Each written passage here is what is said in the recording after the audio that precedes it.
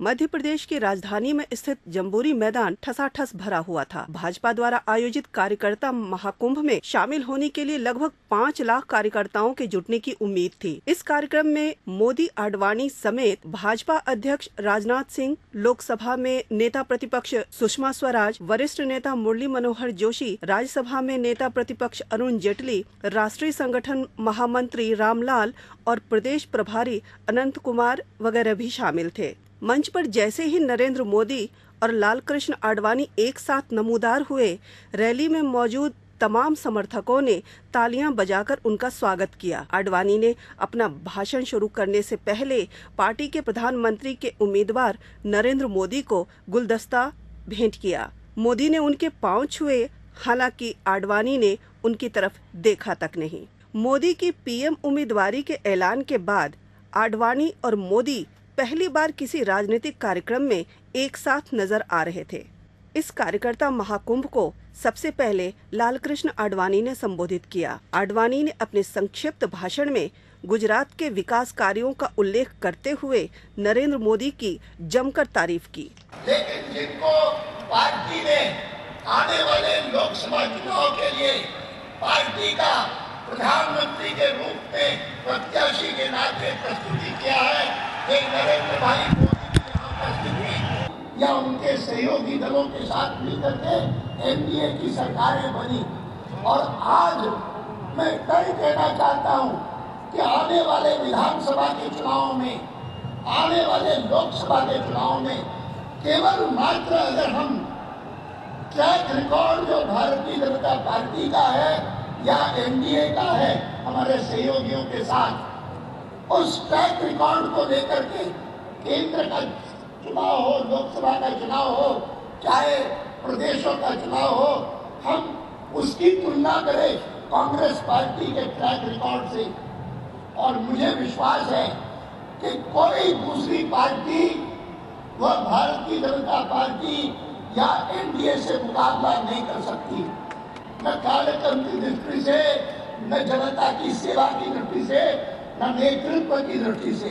और यह जो हमारी उपलब्धियां हैं, उन उपलब्धियों के सहारे हम केवल मात्र भाषणों के आधार पर हम चुनाव नहीं जीतेंगे। हम अपने काम के आधार पर, जो काम हमने किया है, मैं पिछले दिनों में अभी पिछले सप्ताह ही मैं छत्तीसगढ़ गया था। अब छत्तीसगढ़ उन प्रदेशों में से है जो एनडीए की सरकार के आने से पूर्व अस्तित्व में नहीं था।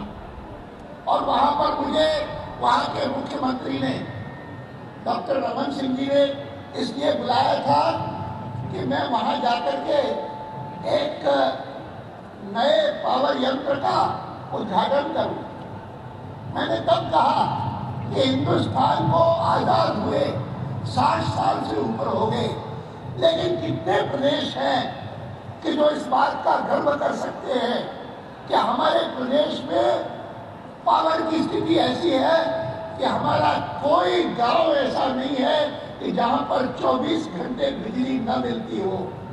मैंने कहा कि कम से कम मैं जानता हूं कि यह काम सबसे पहले गुजरात ने किया कि नरेंद्र भाई मोदी के नेतृत्व में, और फिर यह काम मध्य प्रदेश ने किया हमारे शिवराज जी के नेतृत्व में, और अब यह काम छत्तीसगढ़ में भी हो गया है डॉक्टर रमन सिंह जी के नेतृत्व में। और मैं चारों ओर नजर दौड़ाता हूं तो मुझे कोई कांग्रेस पार्टी का शासित या किसी और पार्टी का शासित कोई प्रदेश नहीं दिखाई देता कि जहां पर हर गांव में 24 घंटे तक बिजली उपलब्ध होती हो, विद्यार्थियों को अंधेरा का सामना न करना पड़ता हो, किसानों को किसी भी प्रकार की दिक्कत न हो, ऐसी कोई स्थिति दूसरे प्रदेश में नहीं है। और यह जो उपलब्धियां हैं, इन उपलब्धियों के सहारे हम आने वाला चुनाव लड़े, यही आपसे कहता हुआ औपचारिक रूप से आज के इस कार्यकर्ता महाकुंभ का मैं उद्घाटन करता हूँ। इस रैली में भाजपा के राष्ट्रीय अध्यक्ष राजनाथ सिंह ने यूपीए सरकार पर जमकर आरोप लगाए और भाजपा शासित प्रदेशों के मुख्यमंत्रियों की खूब तारीफ की। और मध्य प्रदेश में श्री शिवराज सिंह जी मुख्यमंत्री हो सकते हैं और देश में नरेंद्र भाई प्रधानमंत्री हो सकते हैं जब इसे हिंदुस्तान का कार्यकर्ता अपने जिस्म का पसीना बहाए। इसलिए अपने जिस्म का पसीना बहाकर कोई था तो वह पंडित दीनदयाल जी उपाध्याय थे। और पंडित दीनदयाल जी उपाध्याय कहा करते थे कि किसी भी राजा को जनता की आराधना करनी चाहिए, केवल जनता के शासक के रूप में अपनी भूमिका नहीं निभानी चाहिए। उनके कहने की पीछे मंशा यह थी कि राजा को केवल शासक के रूप में ही अपनी भूमिका नहीं निभानी चाहिए, बल्कि राजा को एक सेवक के रूप में अपनी भूमिका निभानी चाहिए। यह पंडित दीनदयाल जी उपाध्याय का कहना था। और मैं कह सकता हूं कि आज मध्य प्रदेश में मुख्यमंत्री के रूप में श्री शिवराज सिंह जी चौहान ने केवल एक शासक के रूप में ही अपनी भूमिका नहीं निभाई है, बल्कि एक जनता के सेवक के रूप में अपनी भूमिका निभाने का काम किया है, तो हमारे मध्य प्रदेश के मुख्यमंत्री शिवराज सिंह चौहान ने किया है। क्या हम कभी यह कल्पना कर सकते थे किसी राजनीतिक पार्टी की कोई हुकूमत आएगी, वहां का मुख्यमंत्री गांव, गरीब, किसान और जवान की चिंता तो करेगा ही, बल्कि उसके राज्य के जो बुजुर्ग हैं उन बुजुर्गों की चिंता करते हुए केवल पेंशन देने का काम ही नहीं, बल्कि उन बुजुर्गों को तीर्थ यात्रा कराने की पहल मैं कह सकता हूं कि हिंदुस्तान में किसी मुख्यमंत्री ने की है तो हमारे मध्य प्रदेश के मुख्यमंत्री शिवराज सिंह चौहान ने की है। जैसे पंडित दीनदयाल जी उपाध्याय ने जो कुछ भी कहा था, जैसी उनकी मंशा थी, उनकी मंशा के अनुरूप ही सरकार चलाने का काम शिवराज सिंह चौहान ने किया है।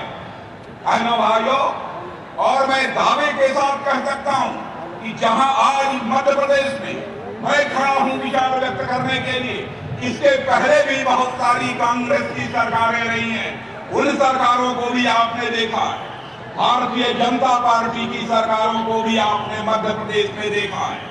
किस राजनीतिक पार्टी की सरकार गुड गवर्नेंस दे सकती है, अच्छी सरकार दे सकती है, इसका फैसला स्वयं आप कर सकते हैं। इसका फैसला हमको करने की जरूरत नहीं है। केंद्र की कांग्रेस नेतृत्व की यूपीए सरकार जब से आई है तब से इस कांग्रेस के हुकूमत ने इस हिंदुस्तान में कैसे हालात पैदा किए हैं आप सभी अच्छी तरह परिचित हैं। महंगाई बढ़ने का सिलसिला निरंतर जारी है, भ्रष्टाचार बढ़ रहा है, आंतरिक और बाहरी सुरक्षा गंभीर संकट के दौर से गुजर रही है। लेकिन 6 वर्षों तक इस हिंदुस्तान में आप लोगों ने भारतीय जनता पार्टी के नेतृत्व की एनडीए सरकार के भी कामकाज को देखा।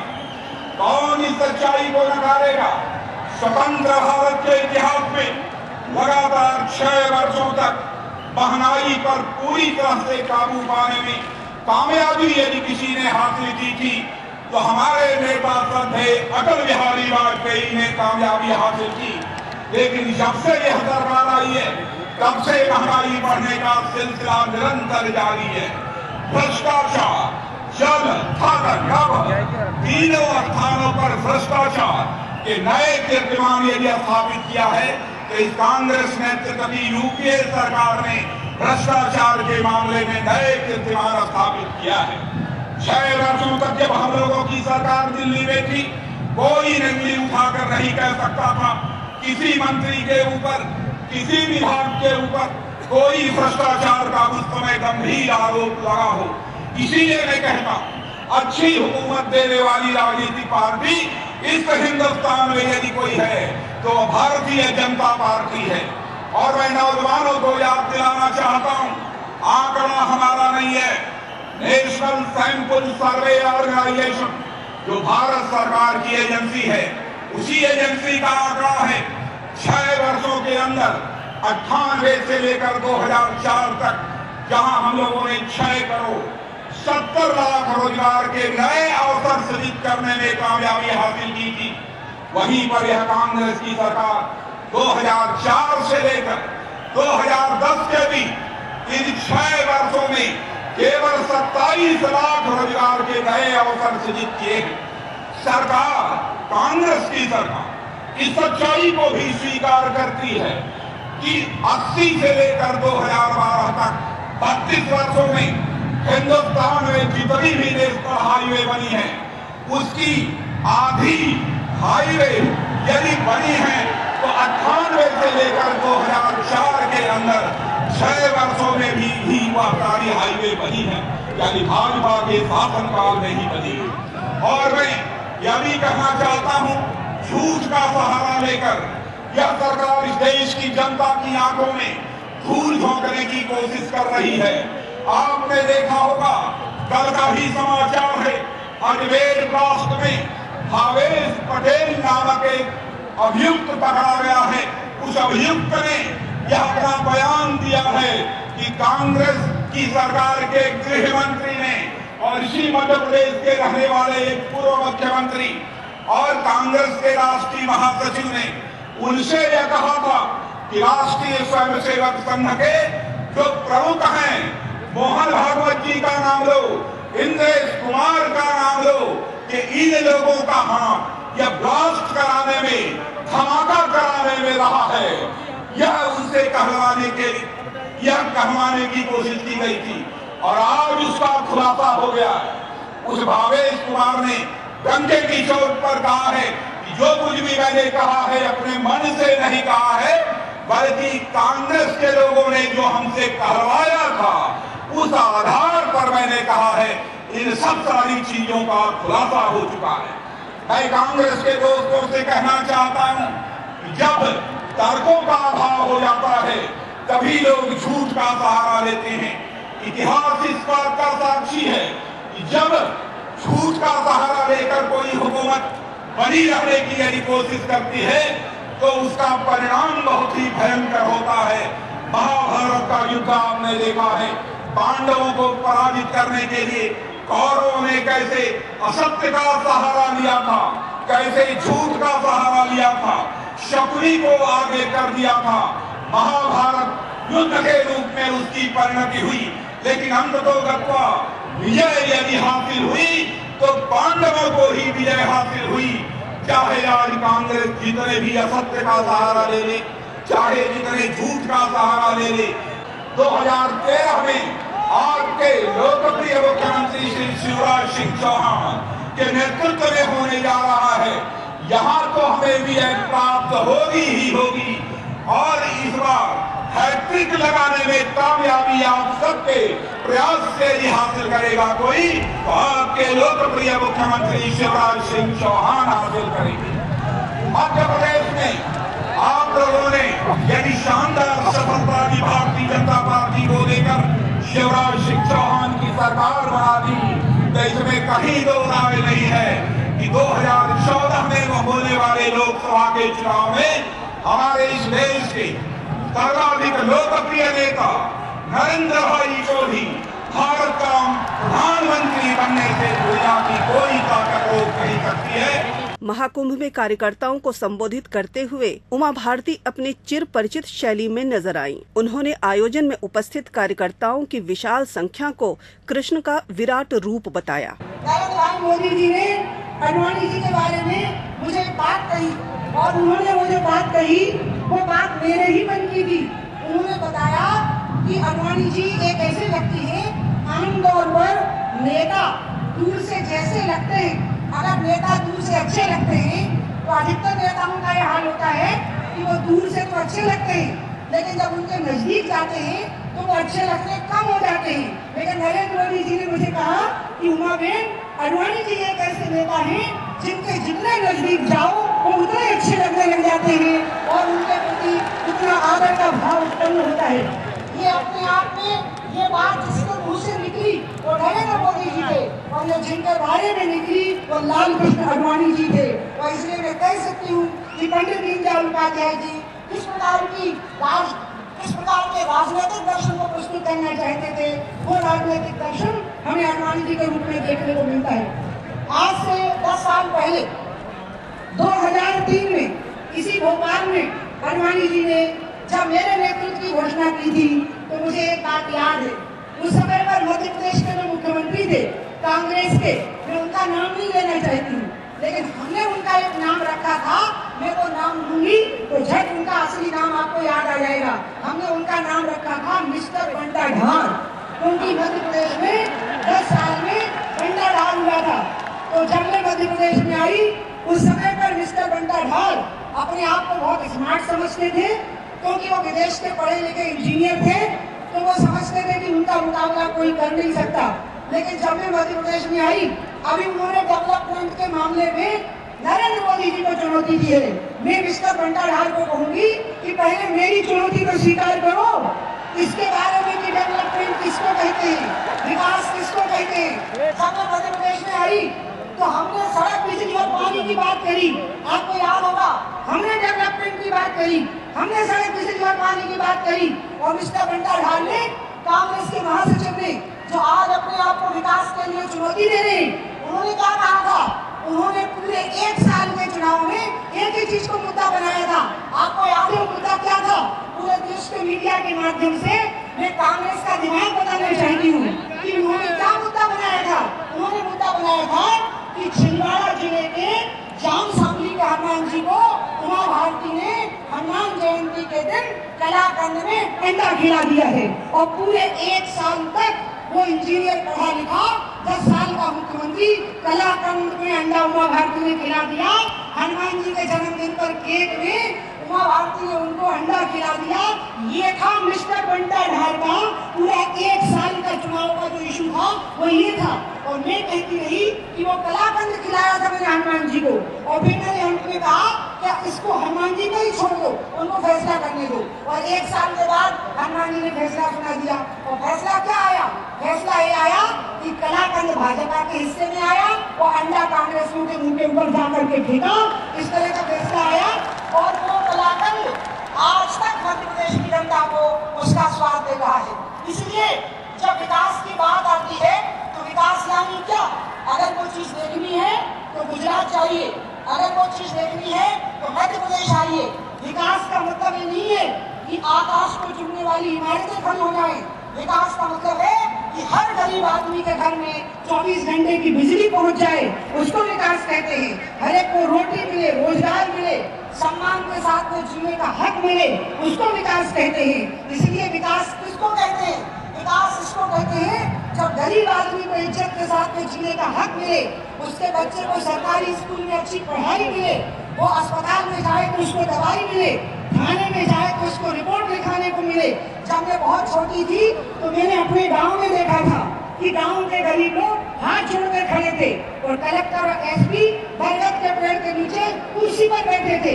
इसको विकास नहीं कहते हैं। विकास उसको कहते हैं जब गरीब आदमी कुर्सी पर बैठा हुआ हो और कलेक्टर और एसपी उसके सामने हाथ जोड़ करके खड़े हुए हों, शासन और प्रशासन उसके सामने हाथ जोड़ करके खड़ा हुआ हो, उसको विकास कहते हैं। मैं जिन 2 लोगों के नाम ले रही हूँ, हमारे देश के कांग्रेस के नेता उनके नाम लेने नहीं देते। वो कहते हैं कि उनके बारे में कुछ मत कहो। जैसे कांच की वस्तुएं बनती हैं, उनका जब पैकेजिंग होता है और फिर वो हवाई जहाज या रेल में भेजा जाता है तो उसमें लिखा जाता है इनको छूना मत, नहीं तो ये टूट जाएगा। राहुल और सोनिया का नाम लेना भी लगभग मुश्किल ही पड़ता है, क्योंकि कांग्रेस के लोगों का कहना है इनके बारे में कुछ कहना मत, नहीं तो ये टूट जाएंगे, कांच के बने हुए ही। लेकिन फिर भी मैं आज राहुल और सोनिया को कहूंगी विकास किसको कहते हैं? राहुल गांधी, तुम उत्तर प्रदेश के दौरे पर गए, तुम आंध्र के दौरे पर गए, तुम महाराष्ट्र के दौरे पर गए, तुम मध्य प्रदेश के दौरे पर गए, गरीब लोगों के घर में गए, दलित और पिछड़े वर्गों के लोगों की खाट पर बैठ करके तुमने पकौड़े खाए और चाय पी। मैं सोनिया और राहुल को कहना चाहती हूँ कि दलित और पिछड़े की खाट पर बैठ करके तुम पकौड़े खाओगे तो वो राम राज्य नहीं है, बल्कि जब दलित और पिछड़ा तुम्हारे घर के ड्राइंग रूम में बैठ करके पकौड़े खाएगा वो राम राज्य है। क्या उनको कभी तुम्हारे यहाँ पर प्रवेश मिल सकता है?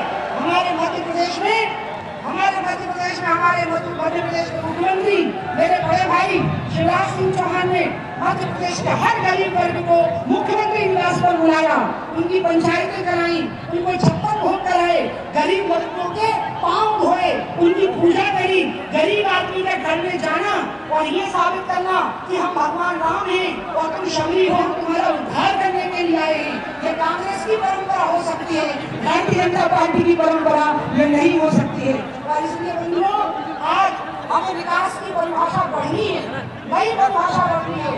हवाई जहाज में बैठ करके जाने से विकास नहीं होता है।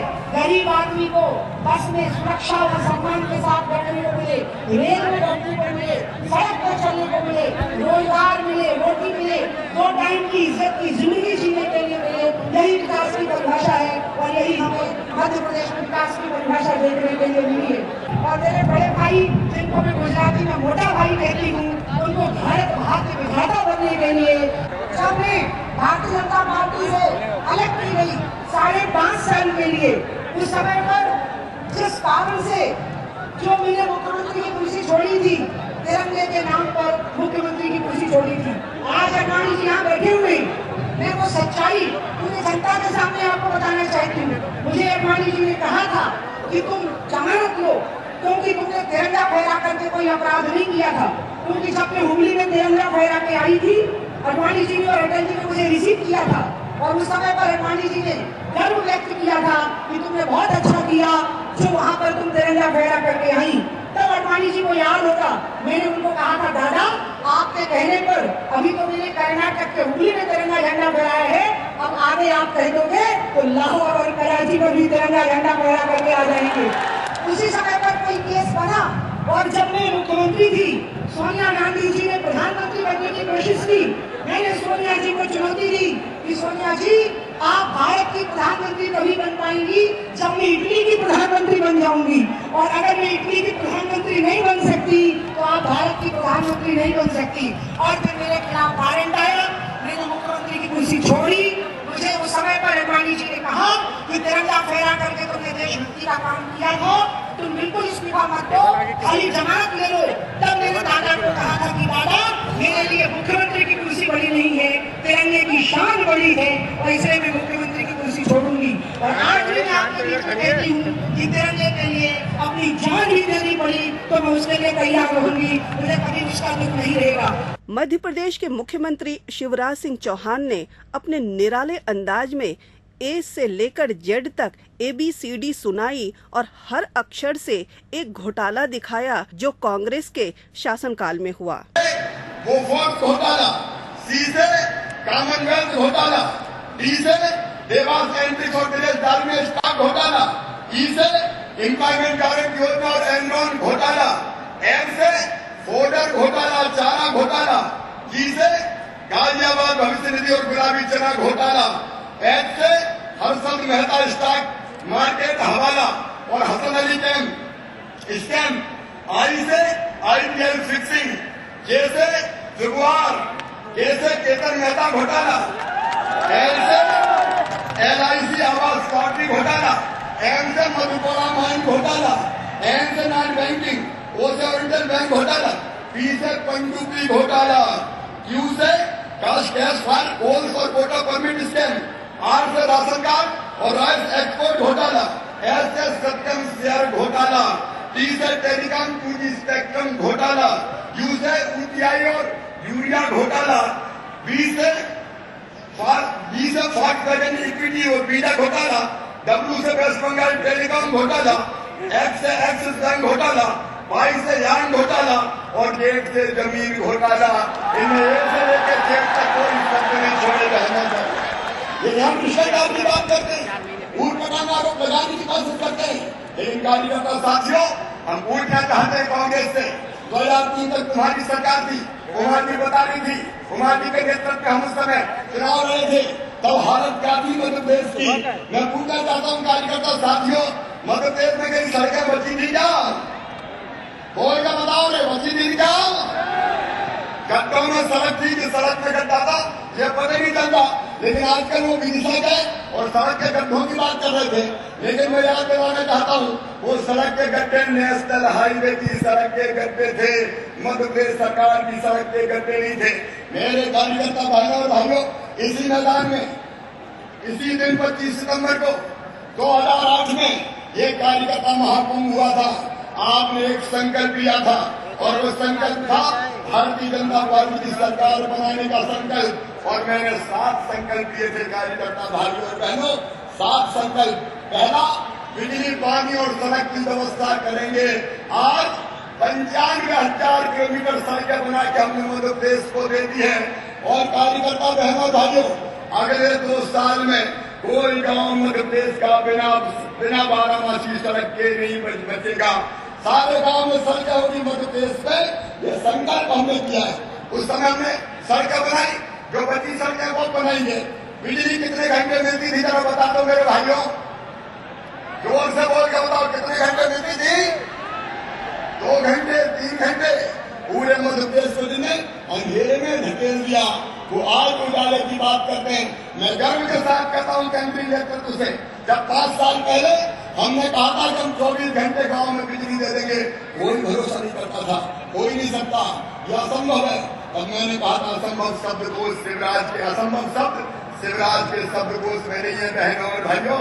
और आज गर्व के साथ मैं कहता हूँ कि मध्य प्रदेश में हम गांव में भी 24 घंटे बिजली देने का चमत्कार कर सकते हैं। पहले गुजरात ने किया, छत्तीसगढ़ ने किया, अब मध्य प्रदेश ने किया है। और कार्यकर्ता भाइयों, गांव-गांव जाके कह दो, आज 10,600 मेगावाट बिजली मध्य प्रदेश के पास है और अगले साल बढ़ के ये हो जाएगी 14,000 मेगावाट और आने वाले 5 साल में 20,000 मेगावाट बिजली बना के मध्य प्रदेश की जनता को दे देंगे बहनों और भाई। ये प्रदेश अंधेरा नहीं रहेगा। अगर अंधेरा किया था तो कांग्रेस ने, पूरे प्रदेश के कार्यकर्ता साथी आए, कांग्रेस के जमाने में सिंचाई होती थी केवल 7.5 लाख हेक्टेयर में। अरुण जेटली जी बता रहे थे, सुषमा दीदी और मोदी बता रही थी कि आज मध्य प्रदेश का हमने कृषि के उत्पादन को बढ़ाया है। मेरे बहनों और भाइयों, गर्व के साथ शिवराज सिंह चौहान का रिपोर्ट कार्ड आज आपके सामने रख रहा है और ये कह रहा है वो 7.5 लाख हेक्टेयर जमीन में सिंचाई करते थे, हमने 25 लाख हेक्टेयर जमीन में सिंचाई करके मध्य प्रदेश की जनता को देती है। अभी 25 लाख हेक्टेयर में हुई है, लेकिन चिंता मत करना बहनों भाइयों। माननीय अटल बिहारी वाजपेयी जी ने, मैं उनको प्रणाम करता हूँ, उन्हें एक सपना देखा था, नदी जोड़ने का सपना। वो नदी जोड़ने का सपना भी इस पवित्र मध्य प्रदेश की धरती पर हम साकार कर रहे हैं। माननीय अडवाणी जी, मैं आपको याद दिलाना चाहता हूँ, 1 साल भी नहीं हुआ हमने छिपका जी और नर्मदा जी को जोड़ने का आपसे भूमि पूजन आपके हाथों से करवाया था। अगर 5 अक्टूबर तक आचार संहिता नहीं लगी तो हम नर्मदा और छिपका को लिंक का जो जोड़ है, नर्मदा जी को छिपका जी से जोड़ने का जो काम है, उसका लोकार्पण भी करवा देंगे बहनों और भाइयों। वो काम पूरा हो रहा है। और अगर अभी आचार संहिता लग गई तो माननीय अडवाणी जी, फिर लोकसभा और विधानसभा के चुनाव के बीच में आपको लोकार्पण करने आना होगा, क्योंकि हमने नदी जोड़ने का काम किया। और मध्य प्रदेश वालों, संकल्प है खेती को फायदे का धंधा बनाना है। और जब तक हम खेती को फायदे का धंधा नहीं बना देते, हम चैन की सांस नहीं लेंगे, हम आराम से नहीं बैठेंगे। और इसलिए एक नहीं, अभी अनेकों सिंचाई की योजनाएं बनाई जाएगी। मेरी कोशिश है मेरे बहनों और भाइयों, भारतीय जनता पार्टी की सरकार की कोशिश है कि अलग अलग नदियों से, अलग अलग संसाधनों से हर खेत में पानी देने का चमत्कार करेंगे। तो इस मध्य प्रदेश की धरती पर करेंगे मेरे बहनों और भाइयों। और आज मैं कहना चाहता हूँ, मेरे राष्ट्रीय अध्यक्ष राजनाथ जी के सामने, कभी गेहूं के उत्पादन में पंजाब नंबर 1 रहा है, हरियाणा नंबर 1 रहा है, लेकिन वो दिन दूर नहीं है जब गेहूं के उत्पादन में मध्य प्रदेश को हिंदुस्तान का नंबर 1 का राज्य हम बना देंगे बहनों और भाइयों। नंबर 1 का राज्य हम। माननीय मोदी जी, पिछले 5 साल में 2.25 गुना हमारा कृषि का उत्पादन बढ़ा है। मध्य प्रदेश की कृषि की विकास दर श्री राजनाथ सिंह जी ने आपको बताई थी 18.91% उस साल, उसके ऊपर 13% इस साल। अब हम पीछे हटके नहीं देखने वाले बहनों भाइयों और किसान भाइयों, कार्यकर्ता साथियों, गाँव कह दो, गाँव में मध्य प्रदेश के किसान साथियों से कह दो, अभी अतिवृष्टि के कारण सोयाबीन की फसल बर्बाद हुई है। कांग्रेस कभी अब फसल बर्बाद होती थी तब सहायता देती थी क्या? बताओ। अरे देती, जोर से बोल के बताओ, देती थी क्या? ऊंचे मुंह में जीरा भी नहीं देती थी। लेकिन हमने उस सहायता को कई गुना ज्यादा बढ़ाया है और अब सोयाबीन की फसल को भी जो नुकसान हुआ है उसका सर्वे होगा और बीमा कंपनियों से एक एक पाई दिलाने का काम किसान भाइयों को किया जाएगा। कोई किसान वंचित नहीं रहेगा। वो जब प्राकृतिक आपदा आती थी राशि देते ही नहीं थे, लेकिन बहनों और भाइयों हमने तो जब भी किसान को दिक्कत आई हो, गरीब को दिक्कत आई हो, राहत राशि देने में कोई कसर नहीं रखी। अगर कोई प्राकृतिक आपदा आ जाए, आदमी की मृत्यु हो जाए, हम 1.5 लाख रुपए की राहत की राशि देते हैं। गाय बैल भैंस की मृत्यु हो जाए 16,500 रुपए की राशि दी जाती है। बकरा बकरी मर जाए तो 1,600 रुपया देने का काम करते हैं। मुर्गा मुर्गी मर जाए तो 40 रुपया और चूजा चूजी मर जाए तो 20 रुपया भैया उसका भी देने का काम करते हैं। संकट के समय भारतीय जनता पार्टी की सरकार को हमने आम जनता के साथ खड़ा करने का काम किया है। बाढ़ में भी हमने कांग्रेस के जमाने में कच्चा मकान मिल जाए तो 6,000 रुपए की राशि मिलती थी, मैंने बढ़ा के मेरे बहनों भाइयों उसको 70,000 रुपया करने का काम किया है। ना तो गरीब परेशान होगा और ना किसान परेशान होगा। लेकिन लाखों लाख कार्यकर्ताओं से मैं निवेदन करना चाहता हूँ, मैं जहाँ तक जा रहा हूँ केवल जन समुद्र उमड़ता दिखाई दे रहा है। मेरे कार्यकर्ता बहनों भाइयों आगे जो हम करने वाले हैं मैं संक्षेप में उसको भी आपको बताना चाहता हूँ, क्योंकि सत्ता का सुख भोगने के लिए शिवराज सिंह चौहान मुख्यमंत्री नहीं है, भारतीय जनता पार्टी की सरकार नहीं है। मध्य प्रदेश बदलने के लिए मेरे बहनों भाइयों भारतीय जनता पार्टी की सरकार है। हमने खेती में काफी काम किया, वो काम जारी रहेगा। फूड प्रोसेसिंग की दिशा में हम तेजी से आगे बढ़ेंगे। Green house technology, poly house technology उसका इस्तेमाल करके उत्पादन और बढ़ाएंगे। लेकिन केवल खेती नहीं, अगर सबको रोजगार देना है बहनों भाइयों, उद्योग धंधे मध्य प्रदेश की धरती पर लाना पड़ेगा। और आज कहते हुए खुशी है, हर बड़ी कंपनी आज मध्य प्रदेश की तरफ रुख कर रही है। हम बड़े उद्योग भी ला रहे हैं, एक भी अनेकों कंपनियां, उनका नाम बताने की जरूरत नहीं है। यहाँ TCS इंफोसिस भी आ रही है। IT की अगली डेस्टिनेशन अगर कोई है तो दावे के साथ शिवराज कहता है अब मध्य प्रदेश से मेरे बहनों और भाइयों 4 इंडस्ट्रियल कॉरिडोर बन रहे हैं, उनको बनाने का हम काम कर रहे हैं। 27 औद्योगिक क्षेत्र बन रहे हैं, हम बड़े उद्योग भी लाएंगे। लेकिन कार्यकर्ता भाइयों से मैं कहना चाहता हूँ, विशेषकर नौजवान बेटे बेटियों, मैं तुमसे कहना चाहता हूँ, अरे हम तो तुमको उद्योगपति बनाना चाहते हैं। हम तुमसे कहना चाहते हैं, तुम्हें क्षमता है, तुम्हें लगन है, तुम कर्मठ हो, तुम आगे बढ़ो, क्योंकि बिजली के सहारे पूरे मध्य प्रदेश को बदलने का काम करना है। और बिजली के कारण गांव गांव में लघु और कुटीर उद्योगों का जाल बिछाया जा सकता है। बड़ी तकलीफ होती है जब रक्षाबंधन का त्योहार हम मनाते हैं भारत में, बहने भाई की कलाई पर राखी बांधते हैं, लेकिन राखी बन के कहां से आती है? राखी बन के चीन से आती है। दिवाली के दिए हम जलाते हैं, दिए चीन में बनते हैं, मंदिर में जाकर पूजा हम करते हैं, धागा चीन में बनता है। मेरे बहनों और भाइयों, क्या ये मध्य प्रदेश में नहीं बनाया जा सकता? मैं पूछ रहा हूँ, मध्य प्रदेश में नहीं बनाया जा सकता क्या? मध्य प्रदेश में बनाएंगे हम, और इसलिए हम अपने नौजवानों को टेक्नोलॉजी देंगे, डिजाइन देंगे, मार्केटिंग करेंगे और आने वाले 5 साल में लघु और कुटीर उद्योगों का जाल बिछाने का प्रयास किया जाएगा। हमारे नौजवान उद्योग लगाएंगे। लेकिन कई नौजवान मुझसे कहते थे, बात तो ऐसी कर रहे हो जैसे उद्योग लगाना इतना आसान है, पैसे कहाँ से आएंगे मामा जी को बता दो, हमारे पास तो पैसे नहीं है। तो मैंने कहा काटा तो अंबानी भी कहाँ से पैसे लाते हैं, वो बैंक से लेते, तुम भी दे दो। बोले जब हम बैंक में जाते हैं तो बैंक वाले इनकार कर देते हैं कि तुम्हें हम पैसा नहीं दे सकते क्योंकि तुम्हारे पास गारंटी नहीं है। पहले गारंटी लाओ तब लोन की बात करो। बिना गारंटी के उनको लोन मिलता नहीं था। मेरे नौजवान साथियों, अब चिंता मत करना, मुख्यमंत्री स्वरोजगार योजना स्वरोजगार योजना में लोन को तुम्हें बैंक देगा, लेकिन बैंक को गारंटी तुम्हारा मामा शिवराज सिंह चौहान देगा, भारतीय जनता पार्टी की सरकार देगी।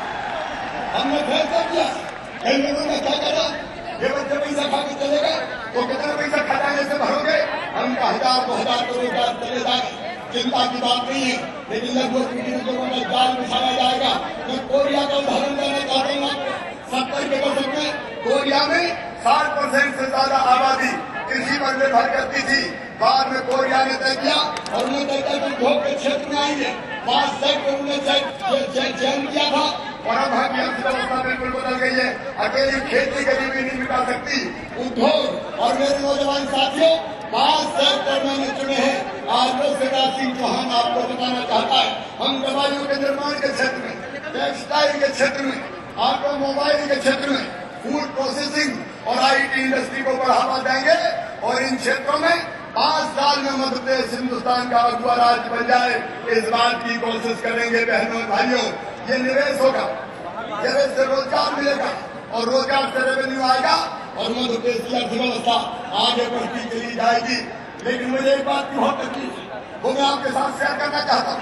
कांग्रेस ने सड़कें नहीं बनाई, हम बना लेंगे, बिजली नीति हम दे देंगे, लेकिन कांग्रेस ने सबसे बड़ा पाप अगर किया कार्यकर्ता बहनों भाइयों तो उसने शिक्षा की संपूर्ण व्यवस्था को चौपट करने का काम किया, बर्बाद करने का काम किया, शिक्षकों का डेटा खत्म कर दिया। उनकी जगह दूरी अध्यापक तनख्वाह कितनी दोगे? 500 रुपया, 1000 रुपया, और 500 रुपया में कौन पढ़ाएगा? मैं आपसे पूछना चाहता हूँ, पूरी शिक्षा की व्यवस्था को चौपट करके एक पीढ़ी को बर्बाद कर दिया। मैं सर्विंसा का सांसद हुआ करता था, एक दिन अपने संसदीय क्षेत्र में गया, एक स्कूल में चला गया, मैंने बच्चों बुलाई, उन बच्चों से मैंने पूछा, बताओ बेटा गंगा जी कहाँ से निकली? तो एक बच्चा बोला विंध्याचल से निकली। मैंने कहा क्या बेटा करते हो? मैंने माँ साहब को बुलाया और उनसे बुला के कहा ये क्या पढ़ा रहे हो? बच्चे कहीं गंगा जी विंध्याचल से निकली। तो माँ साहब बोले कि 500 रुपया में तो विंध्याचल में से निकलेगी, हिमालय से मैं नहीं निकाल सकता। पूरी शिक्षा की व्यवस्था को चौपट करने का काम किया। कार्यकर्ता बहनों भाइयों, हमने नया अध्यापक केंद्र बनाने का काम किया, हमने गुरुजियों को नियमित करने का अध्यापक बनाने का काम किया। और केवल इतने नहीं, अब प्रोन्नति का जो मामला रह गया है, उस प्रोन्नति के मामले को भी पूरा करके हम शिक्षा व्यवस्था को बेहतर से बेहतर बनाने का प्रयास करेंगे। और मध्य प्रदेश के सरकारी स्कूलों में गुणवत्तापूर्ण शिक्षा देके हमारी भावी पीढ़ी को बर्बाद नहीं होने देंगे। मेरे बहनों और भाइयों, कांग्रेस ने कभी भी 7 साल में एक मेडिकल कॉलेज नहीं खोला। हम मेडिकल कॉलेज खोलने का काम कर रहे हैं, हम इंजीनियरिंग कॉलेज खोलने का काम कर रहे हैं। एक नया मध्य प्रदेश बनाने का जो सपना में देखा था, उसको साकार करने का काम भारतीय जनता पार्टी की सरकार यहाँ कर रही है। कार्यकर्ता बहनों और भाइयों, मैं आपसे ये निवेदन भी करना चाहता हूँ, गरीबों के कल्याण के लिए जितने काम भारतीय जनता पार्टी की सरकार ने किए, अरे गरीबों के बड़े बिजली के बिल माफ करने का काम किया तो भारतीय जनता पार्टी की सरकार ने किया। और उत्तर प्रदेश की धरती पर जितने गरीब रहते हैं उनको पट्टा देकर जिन जमीन पर रह रहे हैं उसको मालिक बनाने का काम भी भारतीय जनता पार्टी की सरकार ने किया है। अपने गरीबों को हम बेरोजगार नहीं रहने देंगे बहनों और भाइयों, बिना घर के नहीं रहने देंगे। और इसलिए मैं कहना चाहता हूँ, आने वाले 5 साल में 15 लाख मकान हम बनाएंगे अपने गरीबों के लिए, 15 लाख मकान। और इसकी डेवलपमेंट मिशन के माध्यम से 10 लाख नौजवानों को और भी रोजगार देने का काम करेंगे। कार्यकर्ता बहनों और भाइयों, हमने अभी दिया, हम तब भी रहने का काम करेंगे। पूरा मध्य प्रदेश बदलने का सपना भारतीय जनता पार्टी की सरकार ने देखा है। और दिल पे हाथ रख के कहना कार्यकर्ता भाइयों, एक मुख्यमंत्री के नाते नहीं, मैंने परिवार के मुखिया के नाते, मैंने बुजुर्गों के बेटे के नाते, मैंने बहनों के भाई के नाते और भांजे भांजों के मामा के नाते सरकार चलाने का काम किया है। आज पूरा मध्य प्रदेश एक परिवार बन गया है। इस परिवार को आगे बढ़ाना है और आने वाले समय में मध्य प्रदेश को हिंदुस्तान के नंबर 1 के राज्यों की 5 में ले जाकर खड़ा कर देना है। बहनों और भाइयों, इसके लिए भारतीय जनता पार्टी की सरकार फिर तीसरी बात चाहिए। मैं सभी लाखों लाख कार्यकर्ताओं से ये कहना चाहता हूँ, ये कार्यकर्ताओं का महाकुंभ है। एक चुनौती हमारे सामने खड़ी है, उस चुनौती पर हमें विजय प्राप्त करना है और इन कार्यकर्ताओं के माध्यम से भारतीय जनता पार्टी विजय पताका फिर से गाड़ेगी, ये मुझे विश्वास है। आप सबसे मैं आह्वान करना चाहता हूँ, कार्यकर्ता साथियों, गाँव जाओ, अलग ही लगाओ, जागरण का महत्व सीखो, जो नहीं समझाओ उसको भी समझाओ। और पोलिंग बूथ के कार्यकर्ता साथियों, मैं तुमसे ये कहना चाहता हूँ, और कुछ तुम्हें नहीं करना, केवल अपने पोलिंग बूथ को जीतने का काम करना है। जाओ पोलिंग बूथ पे, किसानों से कह दो, अनुसूचित जाति के लोगों से कह दो, अनुसूचित जनजाति से कह दो, गरीबों से कह दो, ये केवल भारतीय जनता पार्टी मध्य प्रदेश का भाग्य और भविष्य बना सकती है। मैं आप सबसे जो इधर और उधर जनता पार्टी की सरकार बनाने में आप कोई कसर नहीं छोड़े। मैं पूछ रहा हूँ आपसे, बोलिए, गांव गांव जाएंगे, बोलेगा बताएं जो हमारे साथ हैं, गांव गांव जाएंगे, जागरण का मंत्र फूकेंगे। मैं आज कुछ मांगने आपसे आया हूँ, आपसे मैं मांग रहा हूँ, बचे हुए जो पौने 2 महीने हैं, लगभग 2 महीने, पौने 2 महीने के बाद मध्य प्रदेश में चुनाव होने वाले हैं। इधर के कार्यकर्ताओं से भी और इधर के कार्यकर्ताओं से भी मैं ये पौने 2 महीने भारतीय जनता पार्टी की आपसे मांग रहा हूँ। पौने 2 महीने घर के जरूरी काम छोड़ के पूरा समय भारतीय जनता पार्टी को दे दें। बोले आप पूरा समय देंगे? एक बार बोल सके पीछे तक पूरा समय देंगे? ये पूरा समय देंगे आप और भारतीय जनता पार्टी की सरकार बनाएंगे। उम्मीदवार हमारे तय है सर। आज उम्मीदवार का नाम बता दूंगा। उम्मीदवार हमारे हैं कमल। कमल अपना उम्मीदवार, उस कमल के फूल को खिलाना है और इसलिए एक संकल्प में आप सबको आज बनाऊंगा अपने केंद्रीय नेतृत्व के सामने जो भारतीय जनता पार्टी ने तैयार किया है। इस संकल्प को आप सब कार्यकर्ता मेरे साथ दोहराने का काम करेंगे। एक बार पहले बोलिए, भारत माता की, भारत माता की। अब हम संकल्प लेंगे, मैं आपको संकल्प दिलाऊंगा और संकल्प भी लेंगे पूरे उत्साह के साथ, मुट्ठी बांध के और हाथ ऊपर करके इधर भी और इधर भी मैं बोलूंगा, आप दोहराएंगे। मैं पंडित दीनदयाल उपाध्याय जी की, फिर से जरा एक बार समझ लें, मैं पंडित दीनदयाल उपाध्याय जी की जयंती के अवसर पर, मैं जो बोल रहा हूँ वो जयंती के अवसर पर यह संकल्प करता हूँ कि राजनीति में, जोर से बोले जरा पीछे का कार्यकर्ता, कि राजनीति में राष्ट्रीयता की भावना से कार्य करूंगा और भारत एवं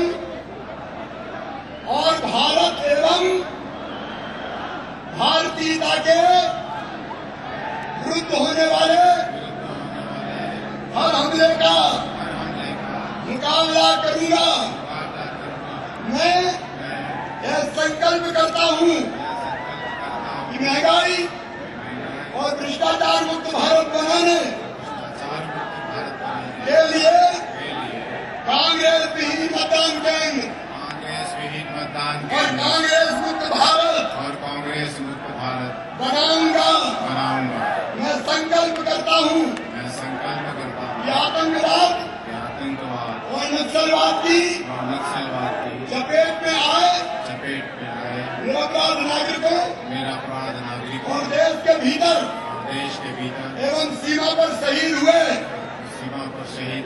जवानों की शहादत को याद करते हुए राष्ट्र विरोधी शक्तियों से राजनीतिक मुकाबला करूंगा।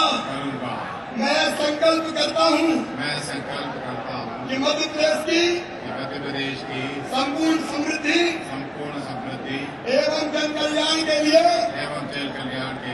तीसरी बार भाजपा की सरकार बनाने प्रचंड विजय का मार्ग प्रशस्त करने मैं यह संकल्प करता हूँ कि देश की सुरक्षा एवं विकास के लिए देश में भाजपा की सरकार बनाने हेतु प्रचंड विजय का मार्ग प्रशस्त करूंगा।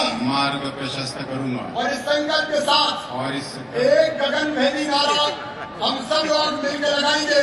मेरे साथ इस संकल्प की पूर्ति के लिए उठाइए दोनों हाथ, इधर वाले भी उठाएं और उधर वाले भी, और दोनों मुट्ठी बांधिए। पंडित जी बताना है, बांधिए दोनों मुट्ठी और बोलिए, भारत माता की, भारत माता की, भारत माता की।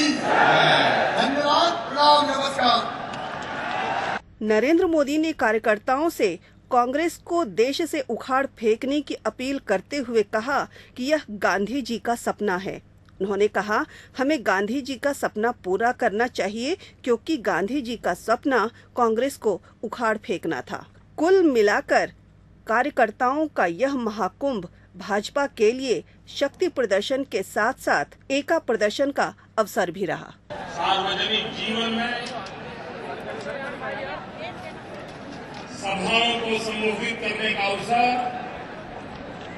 बहुत बार मिलता है।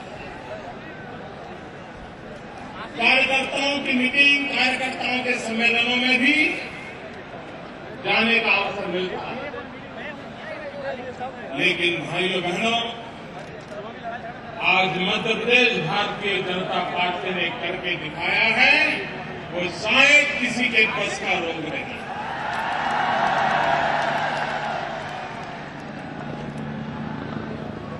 मैं मध्य प्रदेश भारतीय जनता पार्टी के अध्यक्ष जी को,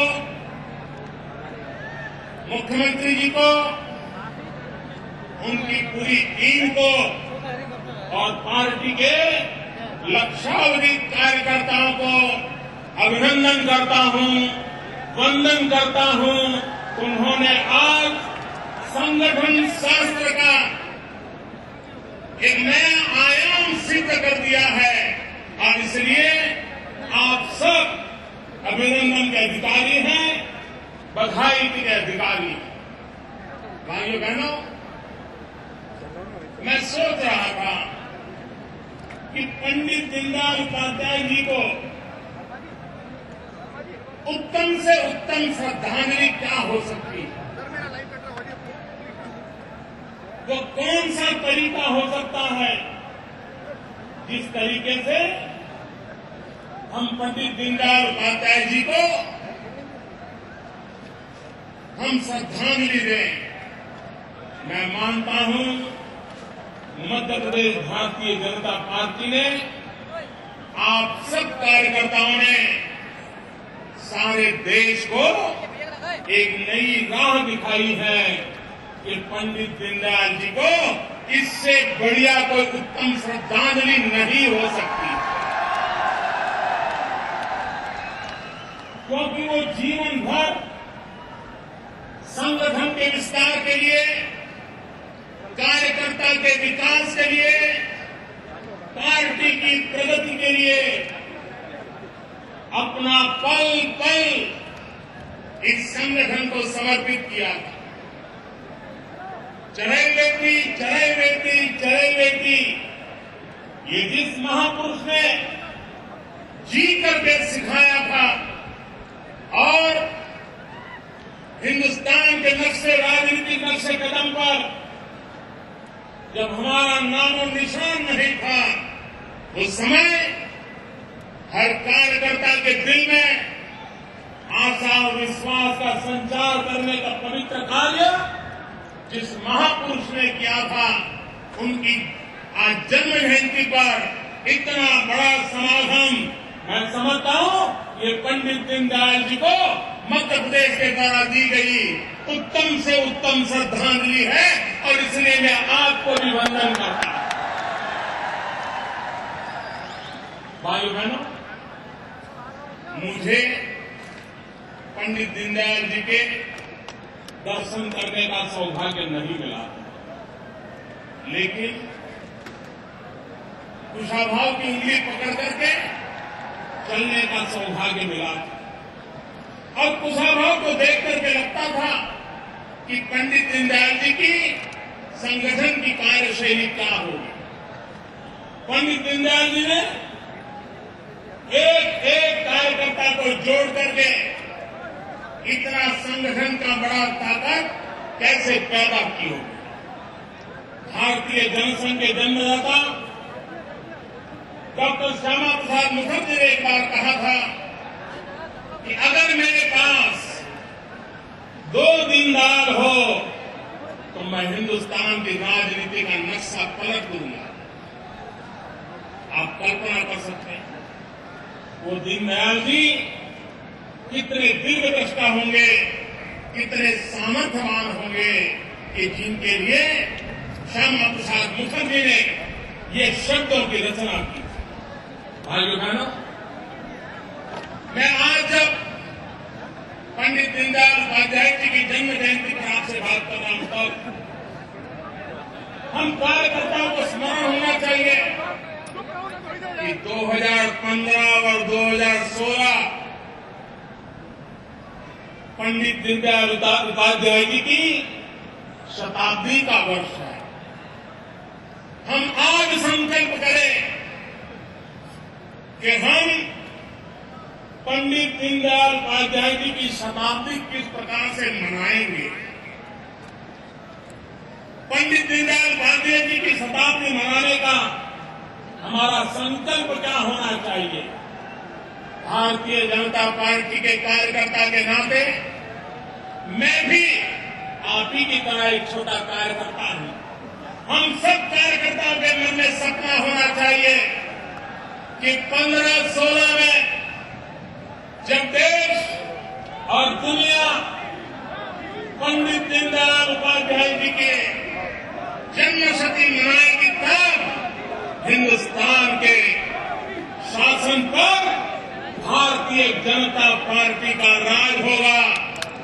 जब देश पंडित दीनदयाल उपाध्याय जी की जन्मशती मनाएगा, तब हिंदुस्तान के अधिकतम राज्यों पे भारतीय जनता पार्टी की सरकार होगी और हमारी सभी सरकारें पंडित दीनदयाल उपाध्याय जी के एकात्म मानव दर्शन को लेकर के, दरिद्र नारायण की सेवा का संकल्प लेकर के, अंत्योदय के कल्याण की कामना लेकर के भारत के भाग्य को उज्जवल बनाने के काम में उस शताब्दी से एक नई प्रेरणा लेकर के हिंदुस्तान के नए युग का आरंभ करेंगे। ये श्रद्धांजलि देने का संकल्प करने का आज दिवस है। भाइयों बहनों, मध्य प्रदेश में भारतीय जनता पार्टी की विजय के संबंध में मुझे रत्ती भर आशंका नहीं। मित्रों, मैं शिवराज जी को कई वर्षों से जानता हूं। मुझे मध्य प्रदेश में संगठन का कार्य करने का सौभाग्य मिला। मध्य प्रदेश का कोई विधानसभा क्षेत्र ऐसा नहीं होगा जहां मुझे जाने का अवसर न मिला हो जब मैं संगठन का काम करता। कैलाश जी के, पटवारी जी के मार्गदर्शन में शिवराज जी के साथ कंधे से कंधा मिला करके मैं मध्य प्रदेश के गांवों में घूमता था। भाइयों बहनों, मुझे पहली बार जब शिवराज जी का भाषण सुनने का अवसर मिला, आज उस बात को करीब 20 साल से अधिक समय हो गया, मैं शिवराज जी को सुनने के लिए गया था। शायद शिवराज जी को याद होगा, लेकिन मुझे मालूम नहीं। एकात्म मानव दर्शन पर वे व्याख्यान देते थे उस समय, और एकात्म मानव दर्शन पर धारा प्रवाह जब शिवराज जी बोलते थे तो हम जैसे लाखों कार्यकर्ताओं को पंडित दीनदयाल उपाध्याय जी को समझने का एक सही रास्ता मिल जाता था। उनके विचारों में स्पष्टता होती थी, लेकिन उससे भी ज्यादा पंडित दीनदयाल जी के हृदय में अंत्योदय की जो कामना थी, गरीबों के कल्याण की जो कामना थी, जो मैं उनके भाषणों में सुनता था, मैं आज गर्व से कहता हूं कि शिवराज जी 25 साल पहले जो बोलते थे, सरकार में आने के बाद उस एक एक शब्द को धरती पर उतार करके गरीबों का कल्याण का काम किया।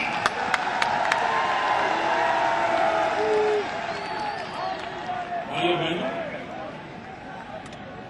कांग्रेस पार्टी ने 60 साल तक इस देश में शासन किया, लेकिन पहले कभी कांग्रेस के किसी नेता के मुंह से दिल्ली में बैठी किसी सरकार के द्वारा इंक्लूसिव ग्रोथ ये शब्द हमने कभी सुना नहीं था। इन दिनों उनको उछल उछल करके इंक्लूसिव ग्रोथ ये शब्द प्रयोग करना पड़ रहा है। कांग्रेस को ये शब्द इसलिए स्वीकार करना पड़ा है कि जहां जहां भारतीय जनता पार्टी को जनता ने सेवा करने का अवसर दिया, भारतीय जनता पार्टी की सरकारों ने सर्वांगीण विकास पर बल दिया, इंक्लूसिव विकास पर बल दिया। गांव हो, गरीब हो, किसान हो, दलित हो, पीड़ित हो, शोषित हो, गरीब हो, अनपढ़ हो, पुरुष हो या महिला हो, बूढ़े हो या नौजवान हो, हरेक के कल्याण का काम इन सरकारों ने किया और उसका परिणाम यह आया है कि आज दिल्ली की सल्तनत को आए दिन इंक्लूसिव ग्रोथ की बात करने के लिए मजबूर होना पड़ा है और उसका अगर सबसे बड़ा श्रेय किसी को जाता है तो श्रीमान शिवराज जी को जाता है। भाइयों बहनों, आपको मालूम होगा आपातकाल में श्रीमती इंदिरा गांधी जी ने गरीबों के कल्याण के लिए एक 20 सूत्री कार्यक्रम बनाया और भारत सरकार उसको मॉनिटर करती थी। देश की हर सरकारें, राज्य सरकारें उसको इम्प्लीमेंट करती थी और हर 3 महीने उसका लेखा जोखा प्रकट किया जाता था। इंदिरा गांधी के जमाने से योजना शुरू हुई थी, मोरारजी भाई की सरकार बनी, उन्होंने उसको कंटिन्यू किया था, चालू रखा था। उसके बाद जितनी सरकारें आई, हर ने उस योजना को आगे बढ़ाया, किसी ने उस योजना को रोका नहीं। लेकिन पिछले 7-8 साल से इसका जब लेखा जोखा बाहर निकलता है, इस राज्य ने कैसा परफॉर्मेंस किया, इसका जब लेखा जोखा निकलता है तो पिछले 7-8 साल से लगातार सबसे अच्छा काम करने वाले, गरीबों की भलाई के लिए 20 सूत्री कामों का सही ढंग से इम्प्लीमेंटेशन करने वाली सरकारों में पहले 5 जो सरकारों के नाम आए हैं वो हमेशा या तो बीजेपी की सरकारें आई हैं या तो एनडीए के साथी दलों की सरकारों ने गरीबों की भलाई का काम किया।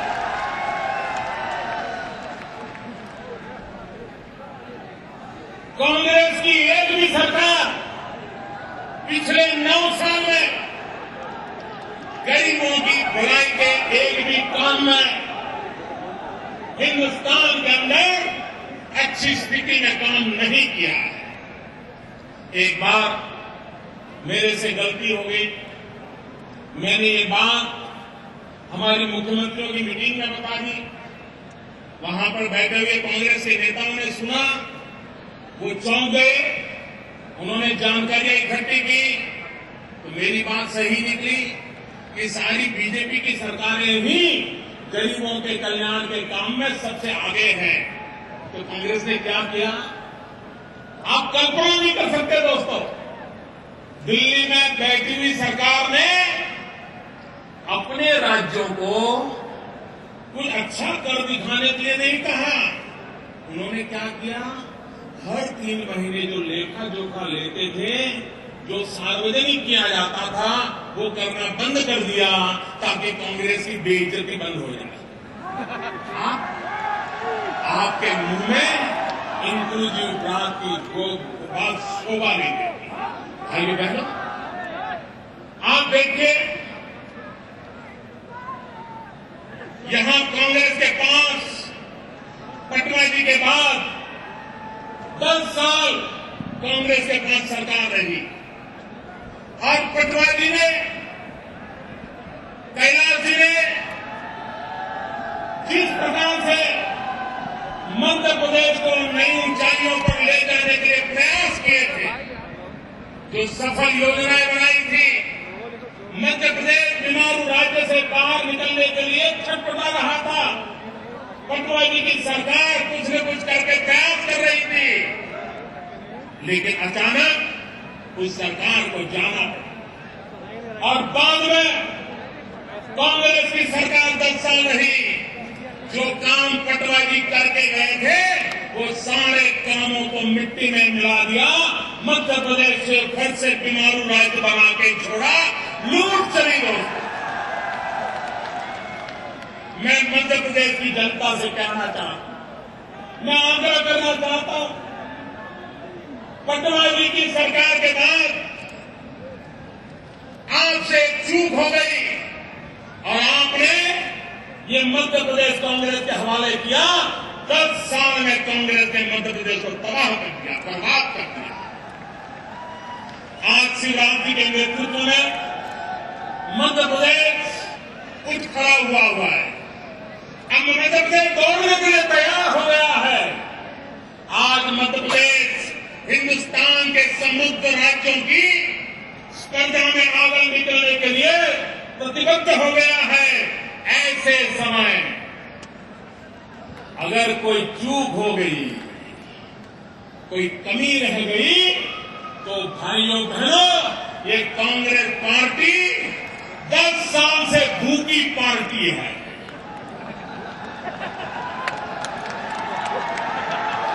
मध्य प्रदेश का हाल कैसा बेहाल कर देगी, इसका आप अंदाज कर सकते हैं। और इसलिए भाइयों बहनों, मध्य प्रदेश के एक कार्यकर्ता का दायित्व बनता है कि मध्य प्रदेश जिस पढ़ाई विकास की ऊंचाइयों को छूने जा रहा है, हम उसमें कोई रुकावट आने नहीं देंगे और मध्य प्रदेश को शिवराज जी को पूरी ताकत से खींच रहे हैं, आगे बढ़ा रहे हैं।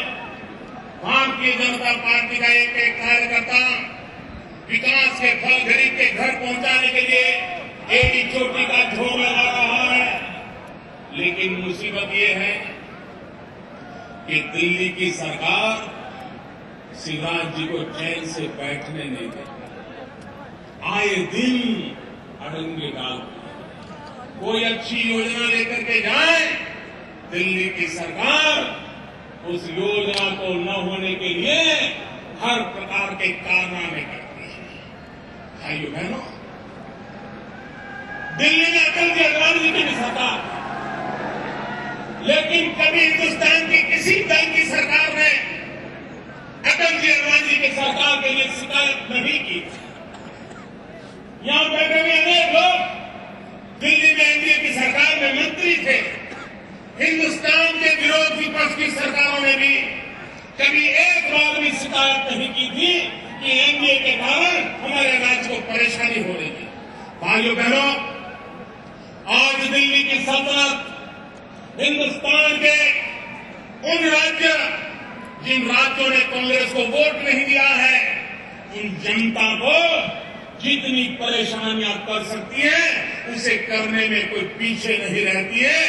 आज मध्य प्रदेश में अगर कोई कठिनाइयां है तो उस कठिनाइयों का कारण ये दिल्ली की सल्तनत है, उनके कारनामे में। मैं उदाहरण देता हूं। तो जब कांग्रेस ने मध्य प्रदेश को बीमारू बनाया तब मध्य प्रदेश में 3000 मेगावाट बिजली का भी उत्पादन नहीं होता था। सोचिए मित्रों, इस देश के पॉलिटिकल पंडित सोचिए, भाजपा की सरकारें क्या काम कर सकती है, शिवराज जी क्या काम कर सकते हैं, जरा सोचिए। मित्रों, जब बीमारू राज्य का नेतृत्व कांग्रेस करती थी, इस राज्य में 3000 मेगावाट बिजली नहीं होती थी। ये 50 साल में कांग्रेस जो नहीं कर पाई, उससे 3 गुना काम शिवराज जी ने 10 साल में कर दिया। 10,000 से अधिक मेगावाट बिजली आज में होता है। लेकिन मैं एक और बात कहना चाहता हूं। भाइयों बहनों, सरदार सरोवर डैम गुजरात में बना है। मां नर्मदा के पानी के भरोसे गुजरात जी रहा है। वो हमारा जीवन है, मध्य प्रदेश से आता है। और मध्य गुजरात में नर्मदा योजना तेज गति से आगे बढ़े, इसके लिए शिवराज जी ने जितनी मेहनत की, विस्थापितों को बसाने के लिए जो काम किया वो अभूतपूर्व था। अगर कांग्रेस की सरकारों ने काम पहले किया होता तो आज वो सरदार सरोवर डैम का काम कब का पूरा हो गया नहीं होने दिया। लेकिन भाइयों बहनों, मुझे एक बात कहनी है, अब उस सरदार सरोवर डैम पर गेट लगाने बाकी है। अगर गेट लग जाते हैं तो जो बिजली का उत्पादन बढ़ेगा उसमें से अकेले मध्य प्रदेश को, भाइयों बहनों जरा समझ के सुनिए, अगर गुजरात में सरदार सरोवर डैम पर गेट लग जाते हैं तो जो बिजली उत्पादन होगी उसमें से अकेले मध्य प्रदेश को 800 मेगावाट बिजली मुफ्त में मिलेगी। लेकिन चूंकि ये बिजली मध्य प्रदेश को मिलने वाली है, इसलिए दिल्ली में बैठी हुई सल्तनत वो गेट लगाने की परमिशन नहीं दे रही है। मैं पूछना चाहता हूं दिल्ली की सल्तनत को, क्या मध्य प्रदेश की जनता ने आपको चुनाव में हरा दिया? इसकी सजा आप मध्य प्रदेश की जनता को दे रहे हो? है दिल्ली की सल्तनत में ताकत हो तो लड़ना है तो हम नेताओं से लड़े, हम कार्यकर्ताओं से लड़े, मध्य प्रदेश की जनता को दुखी न करें, उनके अधिकारों को छीन न ले। ग्रामीण सड़क का काम मध्य प्रदेश में हो नहीं रहा है। क्यों? दिल्ली की सरकार कांग्रेसी राज्यों को जितने पैसे देती है उससे आधे पैसे भी भाजपा शासित राज्यों को देने को तैयार नहीं है। क्यों? अगर सड़कें कोई अच्छी बन गई तो वाहवाही शिवराज जी की हो जाएगी, और इस डर से मध्य प्रदेश की जनता को पीड़ित करने का काम ये दिल्ली की कांग्रेस के नेता कर रहे हैं, कांग्रेस की सरकार कर रही है। गरीबों को इंदिरा आवास, क्या मध्य प्रदेश के गरीबों को आवास मिलना चाहिए? जरा मुझे पूरी ताकत से जवाब दो, क्या मध्य प्रदेश के गरीबों को आवास मिलना चाहिए? गरीब से गरीब को भी घर मिलना चाहिए। दिल्ली सरकार केरल के तो गरीबों को पैसा देने को तैयार है क्योंकि वहां कांग्रेस की सरकार है। मध्य प्रदेश की सरकार को पैसे देने को तैयार नहीं क्योंकि वो शिवराज जी की सरकार है, भाजपा की सरकार है। मैं दिल्ली के शहंशाह को पूछना चाहता हूं, हर सरकार भाजपा की है लेकिन ये नागरिक तो हिंदुस्तान के हैं, ये गरीब भारत मां के बेटे हैं, उनको दुखी क्यों कर रहे हो? लेकिन भाइयों बहनों, कांग्रेस पार्टी सिवाय राजनीति कुछ नहीं सोच सकती। भाइयों बहनों, आप लोग चुनाव की तैयारी कर रहे हो ना? चुनाव की तैयारी कर रहे हो ना? जोरों से कर रहे हो ना? लेकिन आप मेरी एक बात लिख रखिए, इस बार मध्य प्रदेश में, छत्तीसगढ़ में, राजस्थान में, दिल्ली में और आने वाले लोकसभा के चुनाव में कांग्रेस पार्टी अपने उम्मीदवार खड़े रखने वाली नहीं है।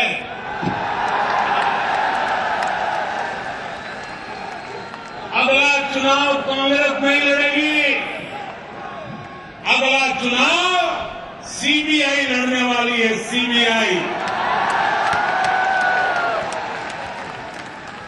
कांग्रेस में भाजपा से भिड़ने का दम नहीं रहा दोस्तों। उन्होंने सीबीआई को मैदान में उतारा है और कांग्रेस के नेता कान ढूंढ करके सुन ले,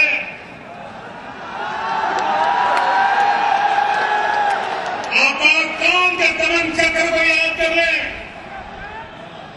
आपातकाल के दमन चक्र को इस देश की जनता ने चुन चुन करके हिसाब चुकते किया था। अगर आप और आपकी सीबीआई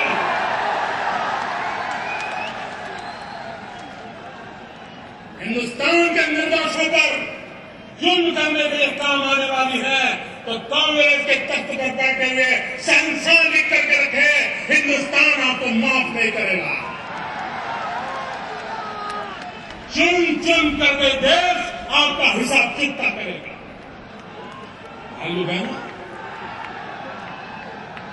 अभी शिवराज जी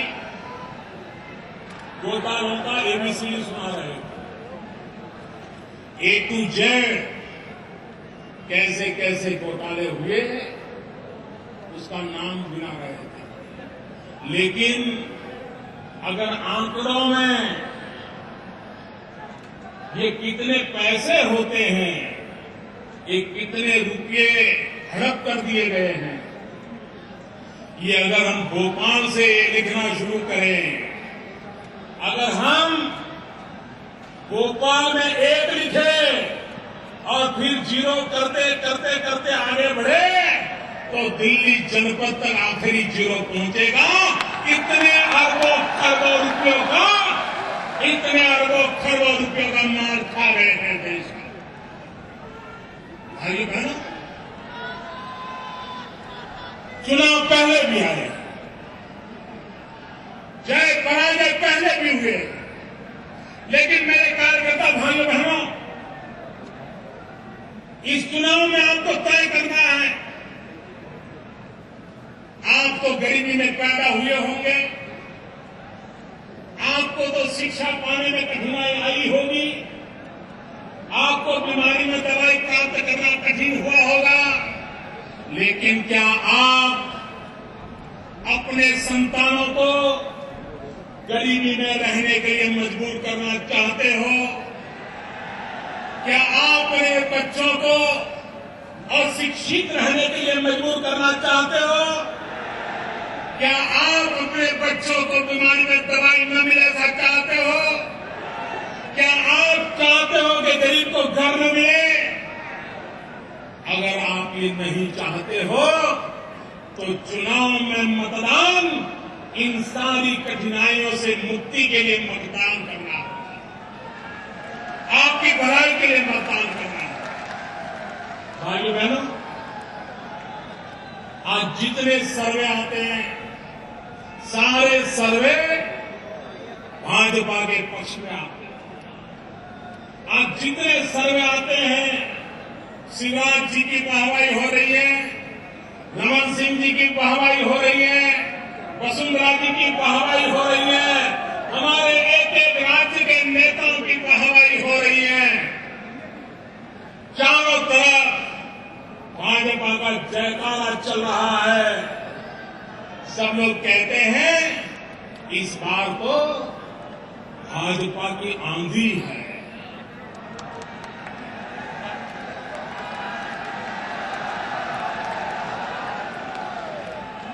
लोग कहते हैं इस बार कश्मीर से कन्याकुमारी तक से कतर पूरे हिंदुस्तान में भाजपा की आंधी है। कार्यकर्ता भाइयों बहनों, ये बात सुनकर के हमें भी आनंद आता है। हम लोग भी गली मोहल्ले में, गांव में गरीब के घर जाते हैं और भाजपा की वाहवाही सुनते हैं, हमारा भी सीना चौड़ा हो जाता है। लेकिन भाइयों बहनों, आज यहां पूछ के कार्यकर्ता आए हैं और मैं संगठन से जुड़ा हुआ कार्यकर्ता हूं, इसलिए मैं कुछ संगठन की बातें भी सार्वजनिक रूप से आपसे करना चाहता हूं। आप मुझे कहिए भाइयों, आंधी कितनी ही तेज क्यों न हो, 150 किलोमीटर की स्पीड से आंधी चल रही हो, 200 किलोमीटर की स्पीड से आंधी चल रही हो, और अगर आप चौराहे पर खड़े रह करके साइकिल का ट्यूब लेके खड़े हो जाएं, 200 की स्पीड से भी आंधी चलती होगी तो भी साइकिल की ट्यूब में हवा भरेगी? हवा भरेगी? 200 की स्पीड से हवा चल रही है लेकिन साइकिल की ट्यूब लेके खड़े हो जाएं तो हवा भरेगी? हवा भरने के लिए पंप लगता है कि नहीं लगता है?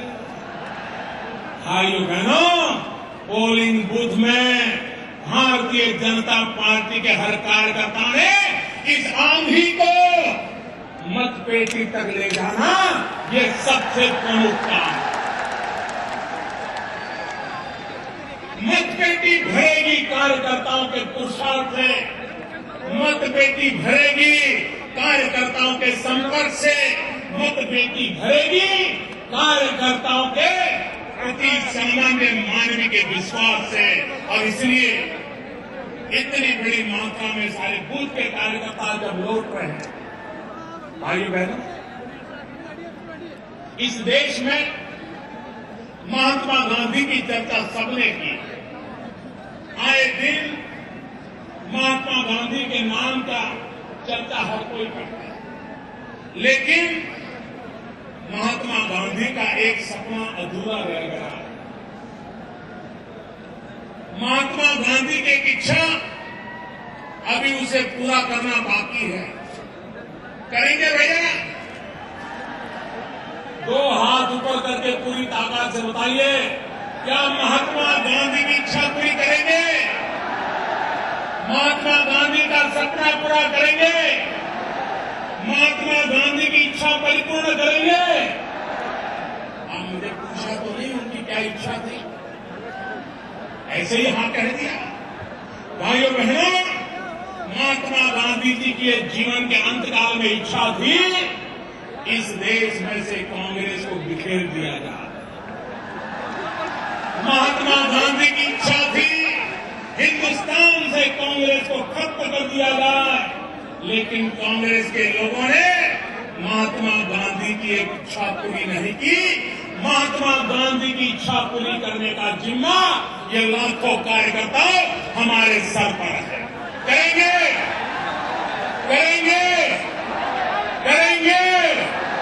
और भाइयों बहनों, अगर महात्मा गांधी का सपना पूरा करने का मतलब होता है कांग्रेस मुक्त हिंदुस्तान, इस देश को कांग्रेस से मुक्त करना है, कांग्रेस के वर्क कल्चर से मुक्त करना है, कांग्रेस के कारनामों से मुक्त करना है, कांग्रेसी करप्शन से मुक्त करना है, भाई भतीजेवाद से मुक्त करना है, लोकतंत्र के सही रूप में प्रस्तावित करने के लिए महात्मा गांधी के सपनों को पूरा करने के लिए काम किया।